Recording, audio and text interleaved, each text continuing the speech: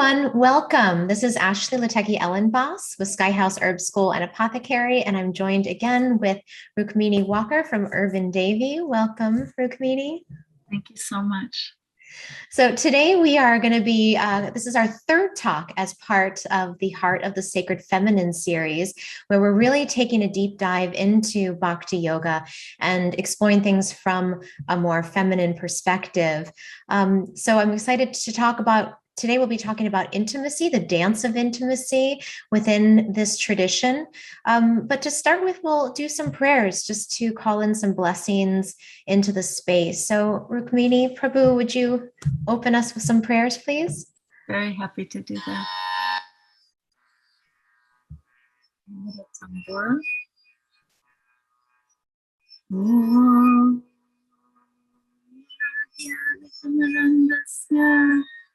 Yananjana Salvakaya Jaksun Hilatam Tasmai Namo Vishnu Padaya Krishna Prasthaya Kale Srimate Bhakti Vedanta Swami Namaste Saraswate Deve Guruvani Pracharane Nirvishesha Sunyavadi Paschatadeshakarane Jai Shri Krishna Chaitanya Prabhu Nityananda Shri Advaita Gadadhar Shiva Sadi Hare Krishna Krishna Krishna Hare Hare Hare Rama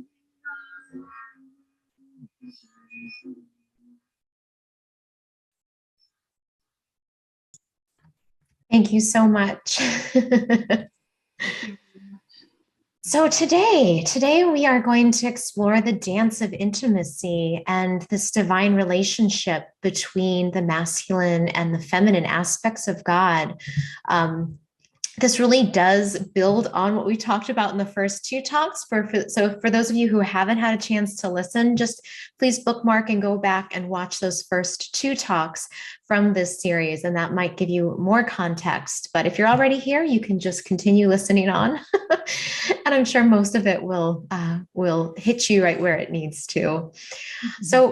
So for today, this idea of the dance of intimacy.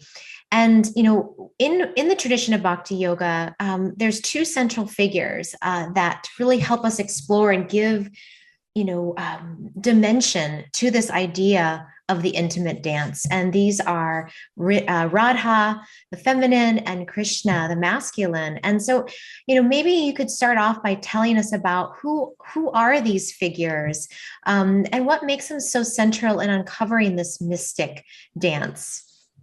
Thank you very much. Love the question. And, there's a divine dance of love, a dance of divine love at the core, at the very center of all existence. It's a love affair between the original supreme masculine person, Sri Krishna, and Sri Radha, the original divine feminine goddess. And according to the wisdom texts of Bhakti, we're all part of that dance, and we're all meant to join in that dance, which I find so beautiful. And I was thinking that like in a symphony, every unique instrument has a distinct part to play, and each one enriches the whole and in harmony with the whole. So the kirtan, or the singing of the holy name of Krishna, is the sound of that symphony. And it's the means to the end, but it's also the end in itself. This chanting and hearing of this sacred name is it's the process of self-realization for this age of Kali that we're in right now. So that's a little explanation of the partners in that dance, the lead dancers and the sort of the sinister, I would say, of that dance. I love that. Yeah, there's something There's something so beautiful about these two figures, especially in some of the iconic art. It's just really hard to not be moved. I remember when I was 18, I was living in North Carolina in Asheville, this little mountain town, and it's actually not so little anymore. But when I lived there, it was quite small, and there was a little shop that had all these little Indian, jewelry and clothing, and there was this picture of Radha and Krishna on a swing. And I just remember, like, who are these people? They're beautiful, and they are clearly so in love. And just that spark between them was so present in that image. And it wasn't until years later I knew who they even were. But that image really was seared into my mind from the moment I saw it. So I love. Yeah, I love this. I love the way you describe it as a symphony, and how beautiful that we can play along, because it doesn't have to be this this very impersonal thing that we have to understand. It's actually something that we can experience through chanting and singing, which is quite amazing. Yeah, and I love that idea of a symphony, because each instrument has a distinct and unique voice.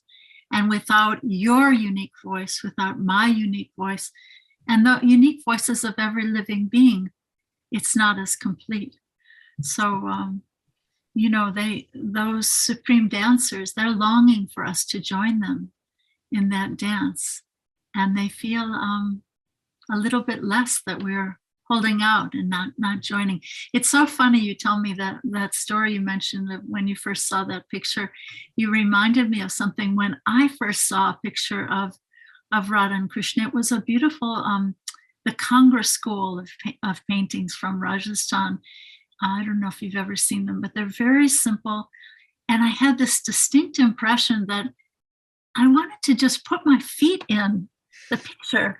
I wanted to, do your kids ever do that they want to climb into a picture? But I had this distinct, very childlike feeling that I wanted to climb in. So I think that's sort of intrinsic to who we are, that we're meant to climb in. We're meant to be dancing in that actual dance, that divine dance of intimacy, as you say, and dance of love. Yeah. Yeah. So let's talk about this a little bit more as a metaphor for life. How is this dance of intimacy something that can go beyond just the physical dancing or the act of chanting and kirtan? How does this play out in a bigger way in our lives? Yes, this dance is the most intimate and celebrated pastime, called the Rasa dance. It's a circle dance, and they're inviting each one of us, all living beings, to join them in this dancing pastime of love. And, I often think love is round, and it keeps going round, and no one gets stuck in a corner somewhere. It just keeps going round. And then, to me, when all living beings feel called and invited and welcomed to join, then to me, it's a very powerful metaphor for community. Honoring our differences, honoring unity and diversity. It's a joy, it's a dance, and it's a celebration that we can begin in our own lives right now. It's interesting. My grandkids go to a Quaker school, and they taught me this song from the Shakers that's really reminding me. I almost feel that those Shakers from the 1900s, that they were having some inkling of this dance. So I want to sing this little chorus of, I don't know if any of you have heard this before. Ashley, you've heard it, but it goes something like this. Dance then, wherever you may be. I am the Lord of the dance, said he. I'll lead you all wherever you may be, and I'll lead you all in the dance, said he. That's the chorus. So sweet. So sweet. I don't know, can I sing another stanza? It's almost like I just want to sing this. Yes, please. It's so charming. And to me, it's like these Shakers were having an inkling of this divine dance. So here's the first stanza. I'm not singing it very well, but I'll try. I danced in the morning when the world was begun, and I danced in the moon and the stars and the sun. And I came down from heaven and I danced on the earth. And then they say, at Bethlehem I had my birth, but I'll change it. At Sri Vrndavan I had my birth. But both are good. Yes. Oh, gosh.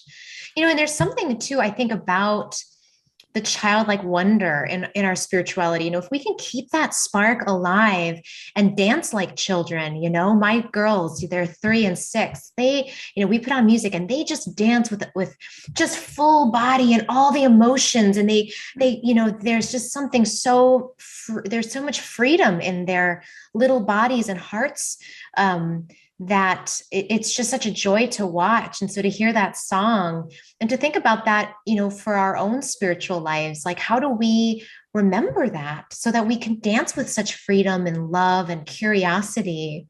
Yes, and invite everyone in. Yeah. There are no corners.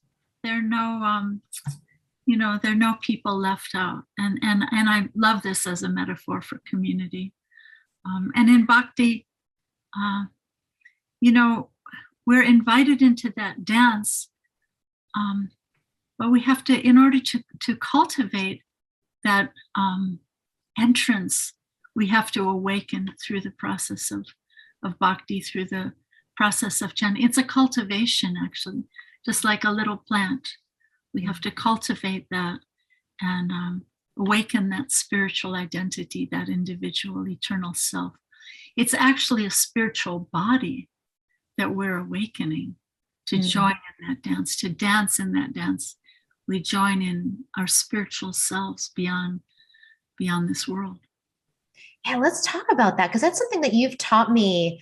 I never really understood this until I started really studying with you, is this distinction between the material and the spiritual, and these different bodies, and how when we approach these images of Krishna and Radha and their intimate dances, and when we approach the stories that we hear, that it's a very different way of hearing and conceiving of these if we're doing it from the material mind or material body or our spiritual body. So could you share a little bit more about that?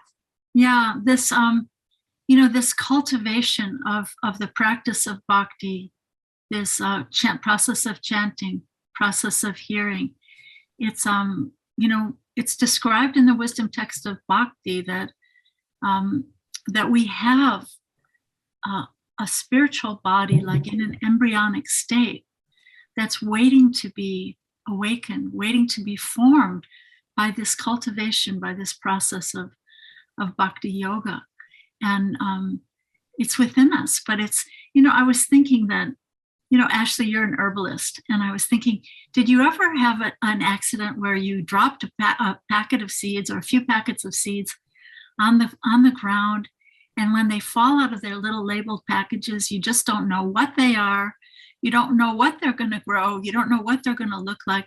So it's kind of like that, we can't tell what this spiritual body is like an unawakened seed within us, and we each have that seed, that identity waiting to be uncovered spiritually. So the path of bhakti explains that we're actually eternally individual, love-seeking living beings, not only in this world, in this life, but eternally and spiritually. We're social beings, and it's the spirit that animates the body. So I was thinking that in this world, in the material world, we're rotating around in another circle, right? The circle of cycle and the circle of birth and death. And we're changing our bodies according to our changing desires, just like we would change a coat. And the subtle mind is carrying the my actual self, me, the Atma, the Jivatma, the mind carries that self to another change of body, just like the wind would carry an aroma. And so the path of bhakti is very adamant that this individual, unique individual, is eternal, and that I don't lose that at the time of individual, at the time of liberation. And so yeah, each one of us has a unique gift, a distinct voice that's longing to be heard, to be honored, and to be celebrated. So I think this is something very unique to the path of bhakti. The saints of the bhakti path say that sometimes we hear that the tiny drop of ocean water is going to merge with the vast ocean, but at the time of liberation. But in bhakti, we aspire to become deep sea aquatics, like bhakti dolphins who are just diving deep into this ocean of nectar of devotion and never remaining on the surface. So it's a very different idea. It's not that we lose our individuality at the time of liberation. I find it very, very beautiful that's intrinsic, that those gifts that we have there are intrinsic to our real selves and real identities. Yeah, it is. It's so beautiful the way you described it. It's, deep diving, aquatic, like dolphin, we remain the same spirit soul. We just get to experience that nectar more closely. And so, in bhakti, we don't have to get rid of our identity. We actually are trying to cultivate it in a spiritual way. And and I think that's so, it's such a nice, I just feel like it's such a different way of thinking about spirituality, because it really honors the cultivation of those inner gifts. Like you said, those seeds, which I have spilled seeds and lost track of them. So I know exactly that exact. And then you just metaphor. Don't know. You don't know what's going to grow when you put them in the ground. So that's, like, to me, that's a metaphor for our awakening our true selves. And, it's almost as though now we're kind of like experiencing the world through a glove. Whereas when we uncover that spiritual identity, it's like we won't be negating our senses or our, individuality, but it will all become so much more awakened. So it's a very, very beautiful thing, I think, this path of bhakti. Yeah. And so what are the things that we do then? Like, how do we remove that glove, that covering? This is like this daily cultivation, just like when you're watering a seed, when you're growing that unknown seed, there's that daily sun and daily good earth and daily rain and daily watering. So this daily practice of bhakti is sharpening the awakening. It's actually awakening that true intrinsic self, so that I can know who I am in my real eternal spiritual body, actually. And relationship to that divine whole, my part in that dance, my unique voice in that symphony. Yeah, and I feel like too when we honor the uniqueness of these seeds, and like you said, like we don't know exactly what they're going to turn into, but we know if we keep watering them with the right things, the right company, the right thoughts, we're taking in the right spiritual impressions, all of that will help us to stay in the spiritual body more.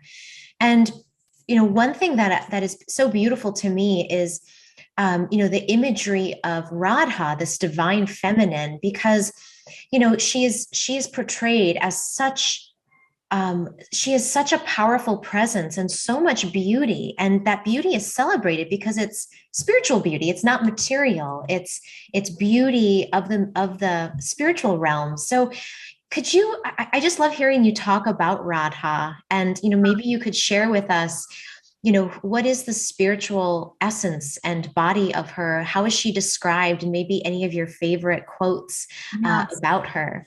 Yeah, I'd like to actually share some poetry, but first, you just reminded me that, it's important to note that the material is not false.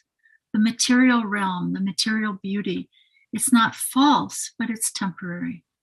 And so this is a very important distinction between bhakti and other paths, that we're not saying this world is false, it's meant to be rejected. No, it's meant to, it's a reflection, and it's meant to remind us of the real world, the real life. So you asked about Sri Radha, my most favorite subject to speak about. She is feminine divinity, and she's expanded from Krishna's own self. She is Krishna's pleasure potency, and we're expanded from her own self, meant to give pleasure to them both. So they're one, and at the same time, they're two. They're like two flowers blooming from the same stem. And their pastimes together are compared to a child playing with her reflection in a mirror. So let me just read something very beautiful about the beauty of Sri Radha. O Queen of Vrndavan, Sri Radha, I worship you. Your fair complexion is more resplendent than molten gold. The color of your sari, the hue of a blue lotus flower. Even the beautiful lotus in full bloom, or the rising full moon, offers no comparison to your breathtaking face, for it is much more exquisite. The arches of your elegant eyebrows put to shame Cupid's bow. Your cascading black tresses sway, and the dark mascara on your roving eyes makes them look like restless black partridges. Your fine nose is decorated by a ring studded with the noblest pearl, and your lips are more charming than bright red tulips. Your sparkling, even teeth are like rows of spotlessly white jasmine buds. O Srimati Radha, among all the beloved gopis, you are the cherished jewel. Therefore, kindly be pleased with me. I thought you would appreciate all the nature images. Oh, it's so beautiful. And one other thing I wanted to share is that, so when this golden color of Sri Radha meets the bluish black color of Krishna, he's like described to be like a dark rain cloud, right? So when gold and blue come together, it creates this lush green, which is the forest of the holy Sri Vrndavan Dham. So whenever we see a lush green forest, we can remember this union of Radha and Krishna. And I wanted to share some other beautiful poetry that I love. This is from the Chaitanya Charitamrita. So Krishna is speaking here. He says, I am the full spiritual truth, and I am made of full joy. But the love of Srimati Radharani drives me mad. I do not know the strength of Radha's love, with which she always overwhelms me. The love of Radhika is my teacher, and I am her dancing pupil. Her prema, or divine love, makes me dance various novel dances. Then Sri Radha speaks to her friend Vrinda, who is Tulsi, actually, Vrinda. She says, oh, my beloved friend Vrinda, where are you coming from? I am coming from the feet of Sri Hare. That's another name for Krishna. Oh, where is he? In the forest on the bank of Radhakund. What is he doing there? He is learning dancing. Who is his master? Your image, Radha, revealing itself in every tree and creeper, in every direction, is roaming like a skillful dancer, making him dance behind. Then Krishna says, whatever pleasure I get from tasting my love for Srimati Radharani, she tastes 10 million times more than me by her love. Radha's love is all-pervading, leaving no room for expansion, but still it is expanding constantly. There is certainly nothing greater than her love, but her love is devoid of pride. That is a sign of its greatness. So, this one other note is that one of the qualities of Radha is that she's always pulling others to Krishna. And she's pulling each of us forward, and she's saying to Krishna, Ashley is, please accept Ashley. She's so much better than me. Please accept her. So this is the quality of Radha's love. And this is how, again, she's pulling in all living beings to join in that circle dance of love. That reading was so, it's so beautiful, because there's a part of me, like, thinking back to in my high school years when I loved romance novels, and there's just something so romantic about this relationship that they have, but it's such high level love, and the way that they just adore each other and complement one another. It's almost like kind of too much to bear, it's like their love is just it can really blast your heart open, can't it? It's too much to bear, and so it's, in a sense, it's inconceivable, but we can only try to taste a little drop and go deeper. Yeah. Beautiful. And yeah, I think I'm hopefully going to be going to India in the next year, fingers crossed. So I'll never look at a forest the same way. I'll always see it now as that halo combination of Krishna and Radha's energies. That's so beautiful. Well, you might have more green in forests in Minnesota than in India, but the image is there. Oh, it is just a beautiful image. So let's see. I think maybe we can talk a little bit about this idea of rasa, because you talk about, you've mentioned rasa already. So just to kind of expound upon that, because it's a hard concept, I think, for us to understand in the West. We don't really have an exact translation. But to me, I think hearing you talk about it might help us to touch into how we can, when we're maybe reading these pastimes, or when we're performing our japa, or doing, participating in kirtan, what is the relational aspect? What is this dance of rasa that we're looking for? And how do we then translate this into other relationships in our lives? Right. So the word rasa, as you said, it really has no English translation, but it kind of means the juiciness or the sweet taste that we're seeking in relationship or in this world, like the juiciness of a sweet mango.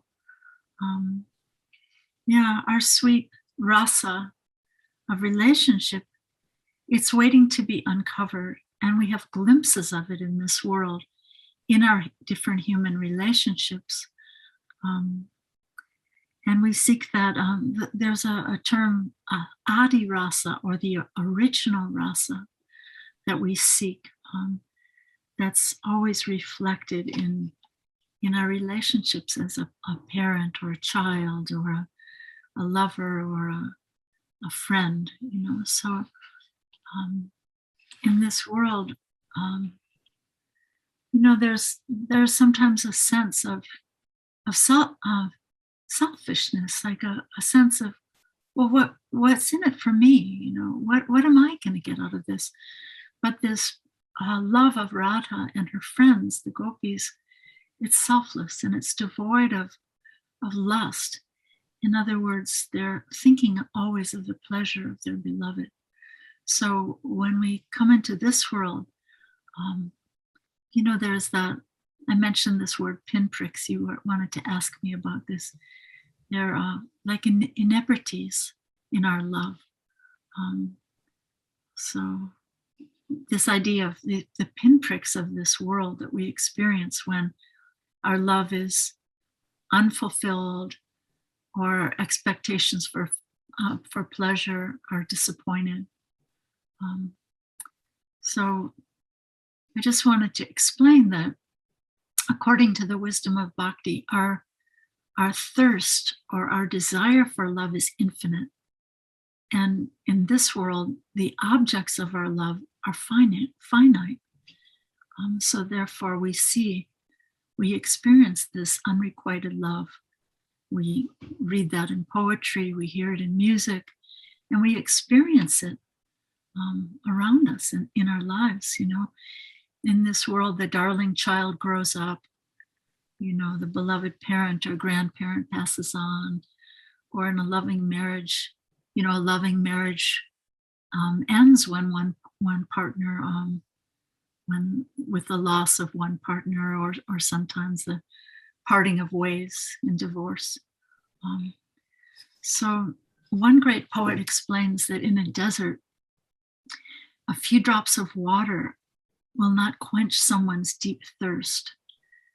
So there is love in this world, but for the mystics of all the world's traditions, that love just does not suffice to quench that fathomless thirst for infinite love. I think I mentioned to you this idea that joy is the gift of love, and that grief is the price of love. But that grief that we experience when our love is lost in this world can also propel us toward inquiry. Like why? What's going on here? Who am I anyway? And why do I suffer in this world in so many ways? I love this person, but now that person's gone. Why? So these pinpricks or sufferings are, they can bring us to a profound place of longing for everything that's beyond this world of finite love. It can be an impetus to further our spiritual inquiry and our progress, and to help us take the next step on our journeys. And perhaps that's their purpose in this world, to wake us up, right? Like, why? Why this suffering? Who am I to be suffering?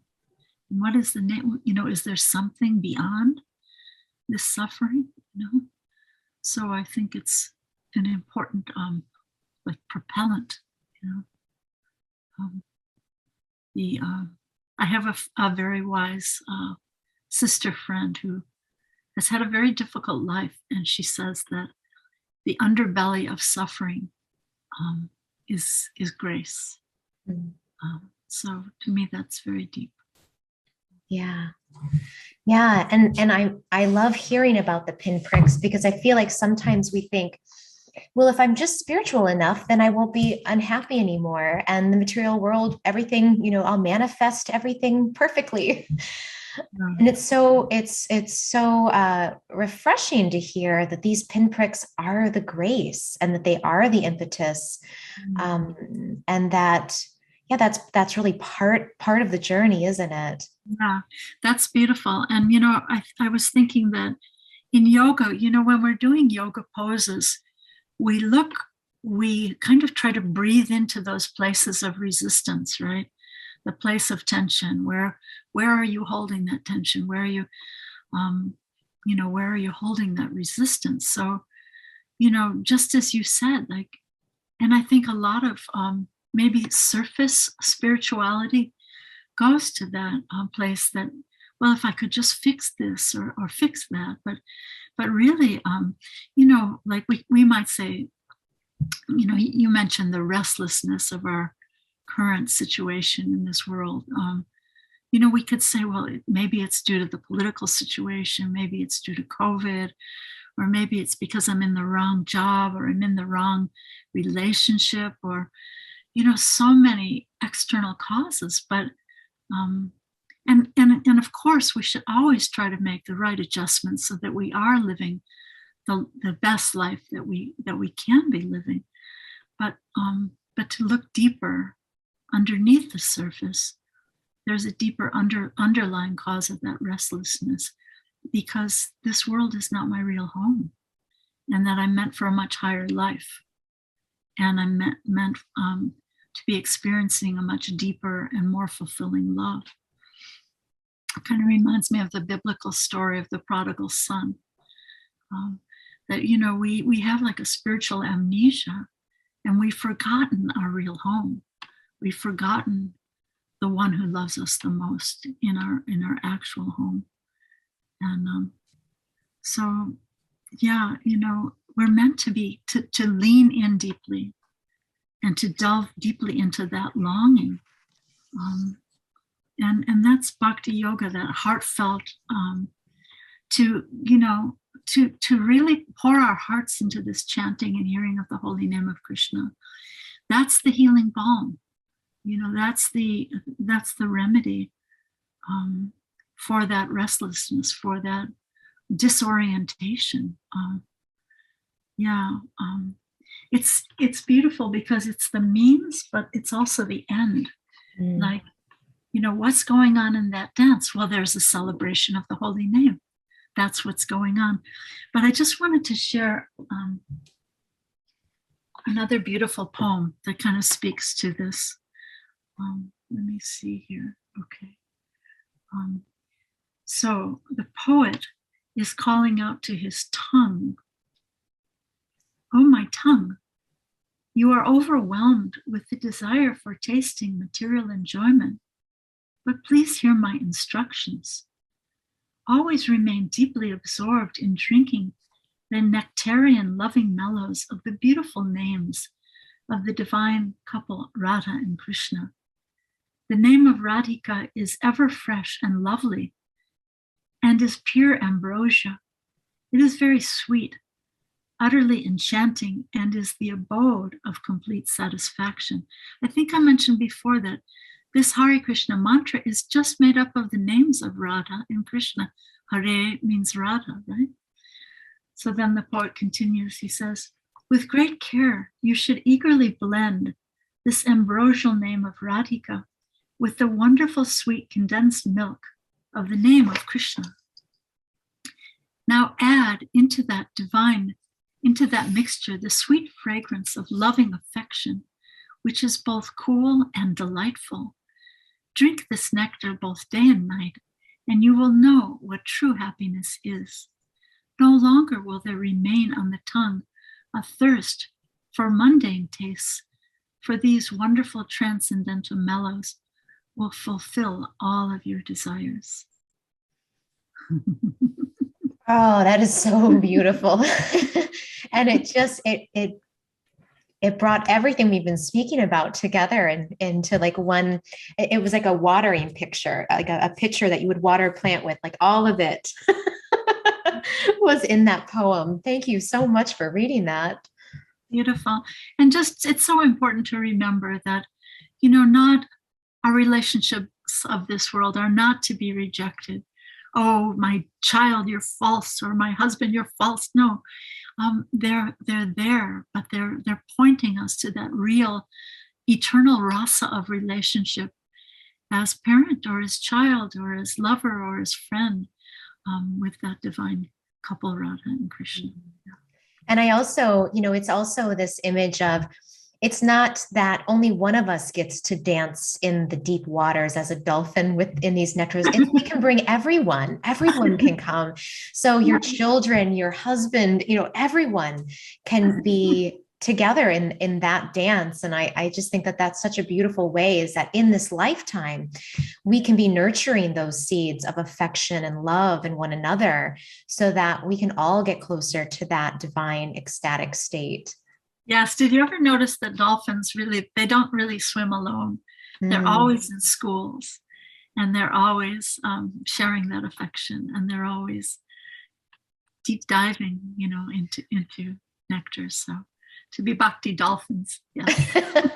Sounds quite delicious and lovely. Well, thank you so much, Rukmini, for this wonderful conversation. And if people want to learn more about Rukmini and her service, you can go to urbandevi.com, and we're going to have a link in the description. So please do reach out to her, support her on Patreon. And as a Patreon member, you will receive a lot of wonderful wisdom to your inbox. You can join different groups that she leads and discussions.